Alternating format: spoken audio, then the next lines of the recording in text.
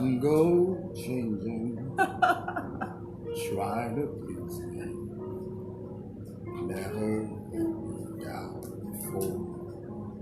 Hey girl, you always find my spoken passion.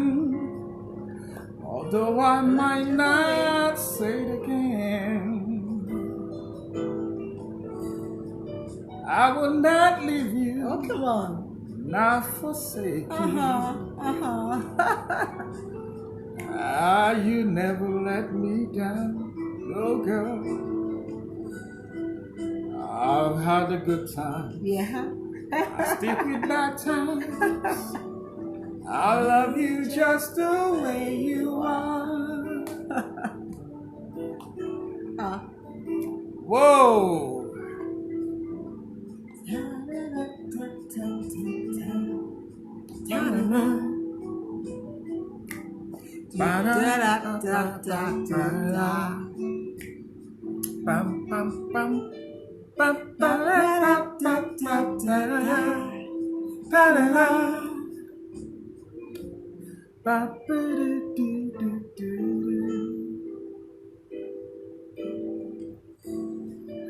Don't go changing, trying to please me. You never let me down before. Hey girl, you always have my unspoken passion. I love you just the way you are. With this hairdo, yeah. I should have changed Don't it. change the color of your hair. Don't change the color of my hair. That's part of the song, right? Yeah, it's part of the song. He says don't go change it. Don't change the color of your hair. Don't give clever conversation. I don't want clever conversation. So I should talk rubbish. Anyone. I should talk rubbish. I don't want clever conversation. Just the way you are. I cannot work too hard. Right, to decode stuff like a dream in a dream. Very right. He wanted to kill people with that. That was a good song. Yeah, it was a great song. Timeless, absolutely timeless. I think that's one of the things that people need to understand. Right. That we're always looking for people to change, people to become this, to become that, and move from one point to the other. And at the end of the day, it's so difficult. We get disappointed. Right. We get disappointed. We actually get a lot of the problems we have in marriage today is because people have gotten disappointed. Okay. They have built their whole life and their whole picture and imagination on some picture. Right. And all of a sudden they find out, I can't get this thing that I have imagined for years. Oh yeah, I had this dream. And there's nothing wrong with having dreams. Right. When you have dreams, you work together to make them reality. Come true. Yeah. Okay, but don't expect people, you met him this way and you think, change him out. It's not gonna work. Yeah, I mean, you think about it. How much have you changed? Exactly. Some people have some habits and they've been there for like 10, 20 years. They really haven't changed so much, and now they're expecting 360 degrees to 180 change. degrees. Oh, no. It ain't gonna work. Nah, it ain't gonna work. That's why you need to open your eyes very well before you say I do. I do. Before you say I do. You need to check everything. And that's the problem. Because a lot of people, they have this notion, the notion of love is what Hollywood taught us of love. You know, boy meets girl, falls in love, and then one. No, in Nigerian language, I love you, I go die. I love you, I go die. I love you, I go die. I love you, die. I go die. I don't lose my head. I know. Meanwhile, you need that head. I know you even know where I did. I know if you sleep. So, but what's the whole? What about the notion of I can't sleep? I have stuff running in my stomach. I have. There's nothing wrong with that. There's nothing wrong with you having all of that. Right. But the problem is that you have to put it in perspective. Right, in context. Right. In context, yeah. If you don't do that, if you don't understand what that is all about, then you will build your dreams, your hope, your aspirations, your expectations on I love you, I go die. Right. Okay, so when she stops loving you, you go get acid right, and pour on her. Right. That's unhealthy. That's terrible. That's immaturity. That's terrible. Right. That's terrible. You can't do that. You can't build that notion. Right. You can't sustain that. It's not sustainable. Right. It's not even true. So, but what makes people think that way? Do you think it's an unhealthy self-love disciple? Because if I love myself and I'm self-aware, if somebody else thinks I'm not enough for him, I shouldn't kill myself about it. Yeah, it's not that easy if you are. If you haven't come to that a place of self-awareness. Self-awareness, right. Okay, it's not that easy. We all strive to get there. We all had it. As younger though, as someone tells you. I tell you, I was in a relationship with this lady. Right. I mean, that was years before we met. Yeah. And I had the same notion. I had the same butterflies. Right. I had everything. Right. And but one thing I did was that I always knew how to psych myself to say, look, if this thing does not work, I'll walk away. I'll take it. Fine, yeah. It will be tough. But I'll take it. It was tough when we broke up. But 2 weeks before we broke up, I already knew something was wrong. You saw the signs. And I knew that this thing is not good. Heading for the rocks. This thing is heading for the rocks. It's heading for the tsunami. It's heading for what's the name of that boat? The Titanic is heading for the iceberg. Right, we're going to hit the iceberg. So 2 weeks before that, I started getting myself prepared for whatever might happen, and I started psyching myself and saying to myself, of course, it takes two to tango. Absolutely. If she's no more interested, you're not going to force her. You're going to have to just gently carry your bag, your suitcase, go lick up your wounds, go the way you came, and forget about it. Okay, so that's basically what it is. People need to understand the true meaning of love. And to be truthful and honest with you, at that time, I didn't understand the true meaning of love.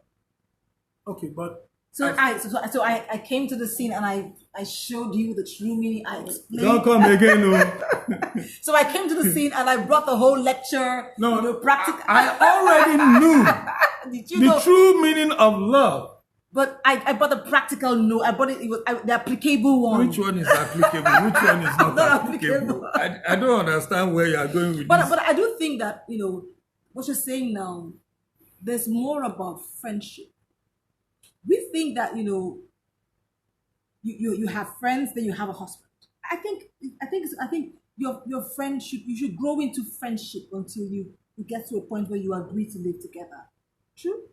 Because that will help. That is not absolute. Okay. But that will help. Okay. I know a lot of people who went to the village, right, and got girls from the village and became friends. And after a while, they became friends. That's what I'm saying. Okay? So it's not absolute, but it's good if you people are friends. Right. I mean, I don't find it difficult to do certain things here. My friend is like fapping. like fapping. I know. Can you imagine? No, forget her. Don't listen to her. Which fapping? In the night, sometimes you give me some. What are you talking about? I'm innocent, friendly, poised. Hey! Poised fat. I don't do fat. I'm just like, cool girl. So friendship helps a whole lot. I tell you, if you are friends with someone, right, it's going to be relationship is built on memories. True. It's built on memories. And the only way you can have memories is when you are friends. Right. I can't remember the first trip we took. Right. With one of those luxury buses. Yeah. See what I mean? So, any day I'm trying to get too angry or too upset, I remember, hey guy, you come a long way with this babe. So, forget about that. Yeah. So, I have such memories. I remember that trip. I remember we had to go to some... I remember Badagry for the songs we sang. Yes, I remember all that. We could do that because we were friends. Right. So I remember the first house where we lived in. Right. I remember how we had to take, do it up. Right. Make it our home. Then I remember Sunday meal. Right. She'll make some really nice edicles, some bad edicles. Real cool meal. With all kinds of things. Stumbling blocks everywhere. And then we would come back and eat. And just crash. And then we'll watch a commission or something. We'll get Zobo. Right? You drink it and then you belch. You just pass out, right? Literally. And pass out literally. You literally pass out. And so I remember all of that. Right. And I remember where we're coming from. Right. So, and I remember how we have stayed together as friends, as family, and all of that. As partners, all of that has a lot to play. So now I'm thinking, sometimes you have, you meet a man that has friends. I think someone, it's Fidelia. Hi Fidelia, how are you? Hi Fidelia, hi Florence. Hi Florence, how are you? Yes, good. Yeah, so I'm thinking sometimes you have a relationship with him. You're getting to know him. He has a whole village of people. He has friends. He has family. But you come into the scene and think, I don't want you to be friends with this person anymore. It can be. Listen, that is such insecurity. Because when I met my husband, he had so many young people around him, and for them he was their support system. He was like the big brother. They had a musical team. They had the Rhythm 5 stuff, So he was big. He was like a big brother. Sometimes the parents would be happy that he's in church. Because that meant that the children would come home. He would give them a ride home. He was like a whole support network to a whole lot of people. Now, fancy me coming to the scene and thinking, you know what? There are too many people around here. Too many young people. No. I don't want to share. That would be so insecure, so immature. That would frustrate him. Hi, Khadija. So I'm thinking, when you meet someone, your plan or your motion or your mission is not to destroy his past record or destroy his relationships because you're now the one in the no. Listen, I didn't even know what it meant to those children and teens and 20. I didn't even know what it meant to them, but I became their friend. I would hear about it much later. One of them said, when we saw you with Uncle Ken, we were afraid. We were thinking, wow, this lady, she looks so pretty. Will she be our friend? Will she like us too? It was a thing of concern to them. I didn't even know. When I came into the scene, I was friends with them. I didn't even know what it meant to them. So they were telling me much, quite recently that we were wondering that will she be our friend? Will she allow us, into their space? And so I was happy that when she told me about it, it was already a reality to them. I even became more friendly with those young people. And it made them feel like, they were home. So I'm saying that sometimes this thing about relationship, you come into the scene and your husband or your wife has friends and, and partners and, family, and you come and you sever it. It happened once, twice with some of our friends. You just cut the relationship and you think, I'm now your spouse. It's insecurity. It's a complete pointer. Yes. That is not going red to flag. last. Yes, it won't last. It won't last. The reason is this. When you meet someone with a community of people, the sum total of what he is at that time is the community that he has been with. The fact that you saw him and you liked him that way was because he was happy with the community. Absolutely. So he was glowing to the extent that you saw him and you said, oh, this person looks happy. Because he was happy. Because that's where he was. Absolutely. Now, I'm not saying that to say that he has to maintain the same community for the rest of his life. Right. But I think that should be his own decision to make. Not yours. Not your own decision not to yours. Come in. Especially when he feels uncomfortable about it, that you are kind of moving him away from his core. His C major. Colleagues, his fame, his friends, his fan base, people that his support system. You can't do that. You do that, you isolate him. And it won't last. Let me tell you, it's not a very easy thing to make friends. True. People think it's quite easy. Right. I mean, when you look at the true sense of the word friendship, right? It's not that easy because friendship also takes trust. True. And most of the people that you find are your real friends are the ones you got to meet when you were growing up. And you had nothing. When you had nothing, you were plain, and there wasn't no really form of comeliness. nothing Right. about it. So those people are your real friends. I still have WhatsApp groups where I connect with From way back. From way back. From way back. From the And beginning. Right. it's just like family. Right. I can say whatever I like to say. We can throw jokes at each other. You understand We each other. understand each other. We Right. don't get upset because someone says. Absolutely. But I mean, you go into another ring of friendship, right? And you have to be careful what you say. You walk on eggshells. Yeah, you walk on eggshells. Right. You're not sure what to say when you have this guy and that guy. Yeah, they are still friends.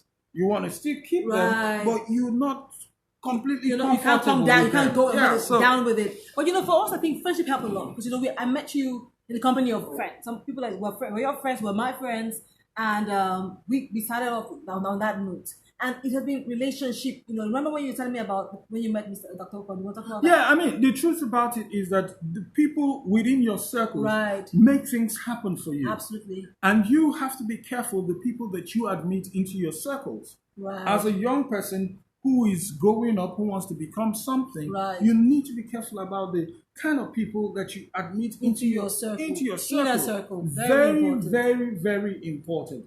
I remember Dr. Upong. I think he's now presently the commissioner of health commissioner in Akwa Ibom State and all of that. I had come to him and I told him, look, doc, I'm seeing someone from your place, from your end. Right. So he said, who is this person you're seeing? And I said, her name is Yvonne Echo. He said, Echo. Right. Okay, wait a minute. I hope it's not the same. The one that the sister is I think your sister, a doctor, or a nun. He said, really? I said, do you know them? He said, yeah, I know the man. The father used to be a permanent secretary, someone we all respected and all of that. I was like, okay, okay, this is going to be a lot easier than because really before then I thought this was going to be a very hard not to cry. How am I going to see the man? I've heard the gist about this man. This man like English. This man is gentleman. The man they make mistake. Where I got from? How am I going to do this today? How am I going to start the discussion? Absolutely. What are we going to talk say? about? So while I was thinking about that, and she had gone home with my photograph, and you tell us how that went. Before I met my husband, I was in a relationship. I think it was my 3rd year. And you know how you're young and foolish, or young and whatever, you're young and naive. I told my father about this relationship. We were sitting outside one day talking. My father did not make a sound. I don't know if you know what that means. He did not grunt. He didn't make a sound. And she told me this story. Imagine. He didn't say, I have heard, I have not heard. He said nothing. Listen, the silence was getting and she told me the story. So you can imagine the way I was feeling. So here it was. I'm thinking, okay, here I've met this person now. I'm older, I'm wiser, and I know what I want. But I still remember when my father did. I'm thinking, how will I broach this conversation? So I go home and my mom said, you have to talk to your father about it. I'm thinking, oh my goodness. So I go to his door. I'm trying to knock. I don't know. My father is a very principled person. He's very kind-hearted, but his words are few, but you can decode from his facial contour what he's saying. You don't want to fall into his bad boots. You don't want to. You don't want to. Let me digress. Once I got into trouble in school, and my father said nothing. Listen, I started hearing things. So one day I went to his room and said, Daddy, did you call me? He said, no. I was saying, call me, please. Call me, reprimand me, but don't be quiet. You're killing me, So I want to tell him about my fiancé, and I'm thinking, what am I going to say? So I go to his room. I talk about football, politics, the economy, governments, everything but what I want to say. Because, you have to sound in. My father has no room for mediocrity. You just must be intelligent. I'm thinking, how will I broach this conversation? So I'm saying everything else. I'm trying to sound smart. I'm trying to sound, I have my A game. I know what's happening in politics. And when I'm done, I'm like, Yvonne, you came here to speak about something. So I said, Dad, there's someone, I don't even know what he was. But I had a photograph with me. And what I thought he would say was like, okay, put it on the table. Or just say nothing. And I put it on the table. And I run out and wonder what his verdict is. But you know what? He said to me, let me see them. So I was surprised. And I'm thinking, this is different. Why does he want to see the photo? So I'm seeing the photo. I thought he put it by the bed and think, okay, I'm sleeping now. But he's asking me, okay, this one. So I'm so shocked that he is not shocked. That was my own experience. So what happened to you? So really, I just had this conversation with Dr. Opon. Right. And do you know that he did something I would never forget? Absolutely. Something I would, as long as I live, I'll be grateful to him. Dr. Opon, wherever you are, I'm grateful to you. Thank you so much for doing what you did for me. He was the medical director at Mobile. Right, at the time. At the time. Right. So after I had discussed with him, and he said, okay, no problem. He didn't even tell me what he was going to do. He just said, okay, right, he's my friend. He's someone I know. Right, and all of that. Did you know that Dr. Opon took a flight from Lagos all the way home, all the way to Uyo, and had a meeting with my father-in-law. Perspective then. Perspective then. And he talked about me and gave such a great account about who I am. And that actually that broke the ice. Made everything easy. But you know what he said? And then when he came back, right, he started telling me about the story. And I was so happy and so grateful to him. Right. Then he said something that made the whole difference. he let me demonstrate it. He called me. He said, my father-in-law said to him, I like the man. So you knew that you were in his good books. When he told me, he made it so graphical, how he touched him and whispered to him, I like the boy. When I heard that, I knew that, oh boy, relax. Relax. You have leverage. You have leverage. I've always thought that, friendship, relationship, and then, you nurture those relationships. Don't take advantage of them. Don't abuse. Don't call people you respect and highly esteem for your birthday. But it's my birthday too. Come on. It's called emotional bank, emotional account. Fund it. Dig your well before you become thirsty. Fund the account. Send them wishes. Christmas wishes, Easter wishes, their birthday wishes, because you're investing. Make it a lifestyle. Invest in your emotional bank account, because you will need to draw from it one day and it cannot be empty. It won't answer you. You call you, they'll tell you insufficient funds. It's important. Live your life without understanding. Invest in people. People matter. People, that's the capital for business. That's how you can be an entrepreneur. That's how you can sustain a relationship. You need people. I met my husband with this family that he'd been friends with, and I've been friends with them for a bit. It was her 50th yesterday, and I had to go there. Why? Because we've been friends. You nurture relationships. It has to be intentional. It has to be deliberate. You have to invest in people. So unknown to him, all along he was investing, and he didn't know how much he had. When it was time and that thing happened to us, it made him feel so good. Yeah. And here I was new in the picture. And the people he had known, the people he had been friends with, made my life so interesting. He'd been friends with people in the choir. I was new in the scene. I was new in that environment. But they were part of my plan. They made sure they made my wedding process, my wedding plan, they made it seamless.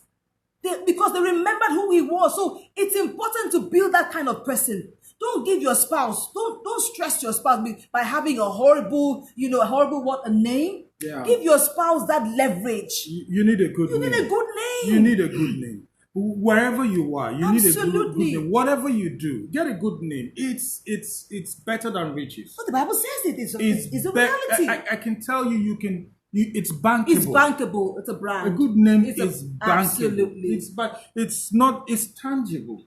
Tangibly bankable. Absolutely. If you are loved, known and loved by people, you can get resources. You can get that. Absolutely. So I mean, I try the best. I'm not perfect, but I do the best I can to maintain certain kinds of relationships and continue to water them and continue to nurture them and make sure that I do. If there is a problem, I'll solve the problem. I'll work on it, and then put it back together.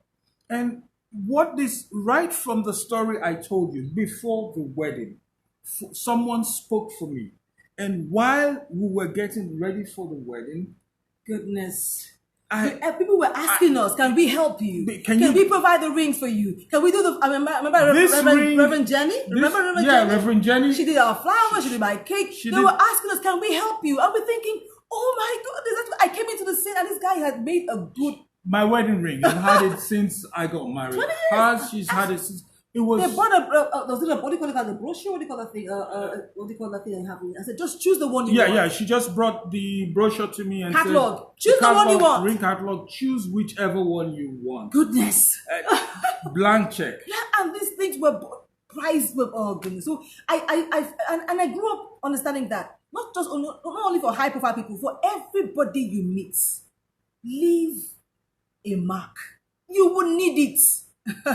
Help your children, build a leverage for your children so they don't come and struggle from the scratch. My father did that, and even today I had an experience that his name opened the door for me.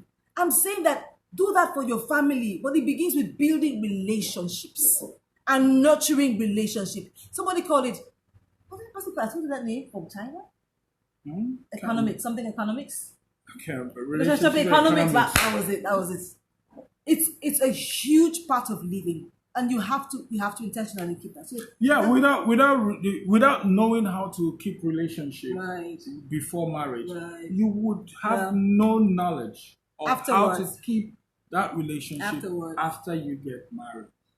So it's something that we must all work on. Absolutely. And try to build a community of people around us. True. These are the people that keep you support going. System. It's a support system. They keep you going. The family, the friends, the people who help, cousins. They are part of the system. Treat them with respect. Yeah, absolutely. Respect the individual. Listen, you never know when you will need help. You never know when you will need help. And it's not only because of help. Just treat them respectfully. Make them feel like human beings. They will do anything for you.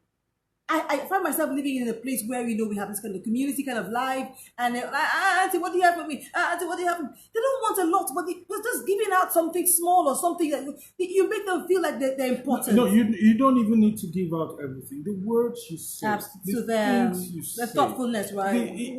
Look, I've found out that people are not just looking for resources or things, tangible things, yeah. The encouragement that you give. The way you talk to someone. Respect. A lot of people just want to be spoken to as human beings. That's it. That's all they're looking for. They just want that respect. As human beings. Just treat me with respect as human beings. I don't think, I can't remember, but I think you were the one that was telling me the story about the Kekemarwa guy. Who, when he was picking up somebody, said, look, what do you have change? I don't have change. Your trip will cost 50 naira. Oh my goodness. But I don't have change. Make sure you come in with it. The guy says, okay, no problem. He hops in, he gets to his destination, brings out a 500 naira note and gives to the guy. And the guy's like, I told you I don't have change. Now the guy said, whatever. While he was trying to look for the change, the guy hops out of the and crosses the road and says, just talks to him in any way and walks away. And then he's actually sitting down and feeling dejected and rejected. And he starts crying. And then he starts crying. And another passenger comes in and inquires, why are you crying? What's going on? And he says, look, the last guy I told him, he narrated the story and says, that's not even what's getting to me. What's 50 naira? It was the way he talked to me. It was the way he talks to me. So this guy is already going through a situation that has pushed him into driving Keke Marwa, and then you come and rub it in. You make it worse. It's nothing. Yeah. So I found that people are not, most times people are not looking for you to give them something. When someone says, I have a problem, even if he says, I need money, the way you relate to that makes a whole lot of difference in how he feels. I mean, you could come ask me for 100,000 and you leave happy, even though I gave you just 10,000. That's it. Because you made me feel like a human being. I'll make you feel like a human being. I give you the hope that you need. I speak the peace into your heart. Absolutely. Words are powerful. You speak the peace into the person and add it up with what you have. And say, okay, look, you asked for a loan of 100,000. I have just 20,000. Don't worry about paying me. This is 20,000. And don't give up. Don't give up. You're going to. It's going to be okay. It's going to be okay. Imagine what influence you have built in the heart of that person. Absolutely. For you, the kind of influence you wield on that person by doing such. But don't go too far. When people say they commit suicide, it's hard that they're broke. Some of them have a lot of money. I heard about somebody who shot himself in Ikoyi. He's not broke, but it just felt like, out of tune, out of sync, dejected. And it was a feeling. It may not have been the reality, but he just had the feeling. Now imagine you coming to press it in and telling him, yes, you actually, by your conduct and your attitude and your behavior, you jump, yes, you're actually like that. You make him feel worse. So we can actually help people are going through a whole lot. Be kind. People are going through, be kind with your words. Be kind with the way you, don't think you know it all. Be kind.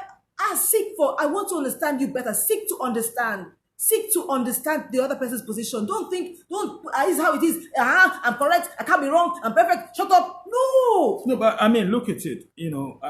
My father-in-law is someone that, I really cherish.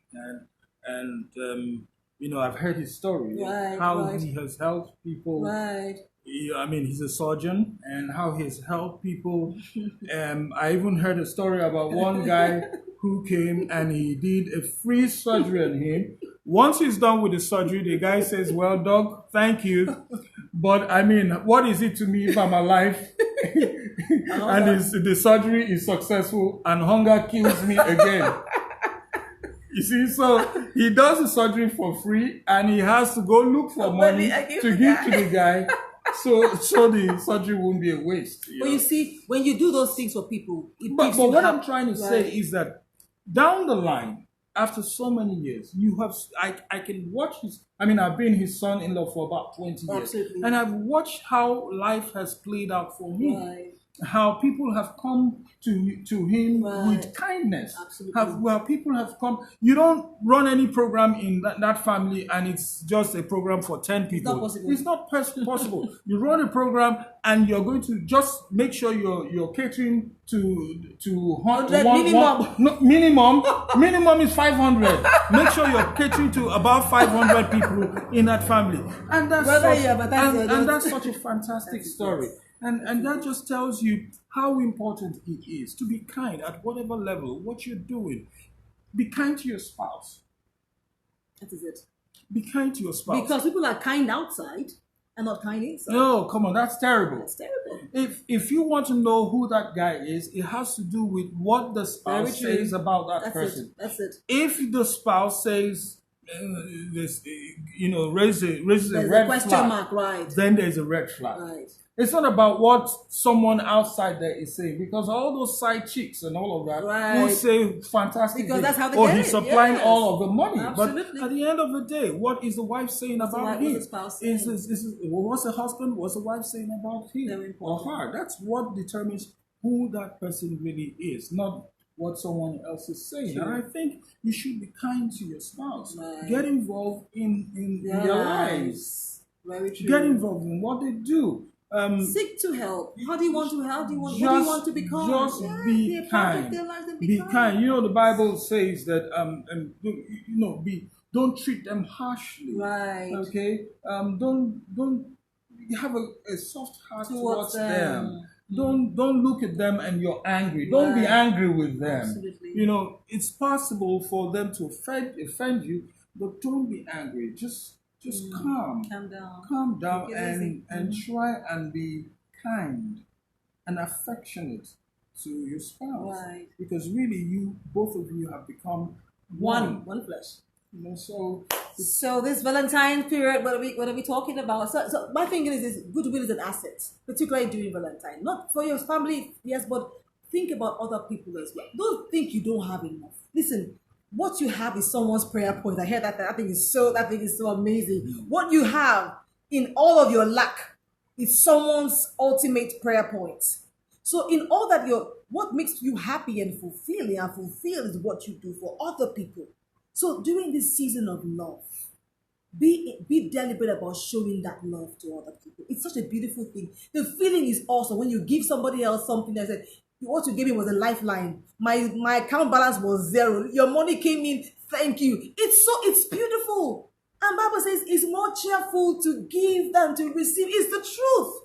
And the truth is, look, just find somewhere to go with your spouse. Yeah. And have a good time. And take her out and try to make her feel special. Make her feel special. Oh. And you need to do something.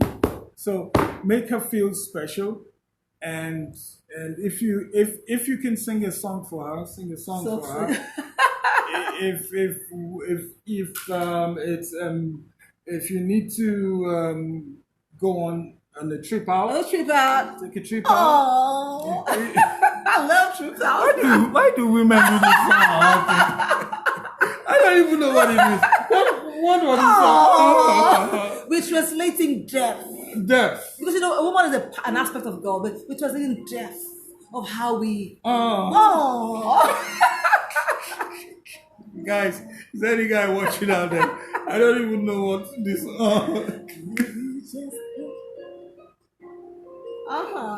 So she seems to like this song. So. Oh yeah. Could you raise up the volume?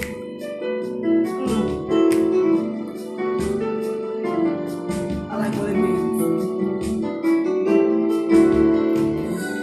Very special. I love you, special. I love you just the way you are.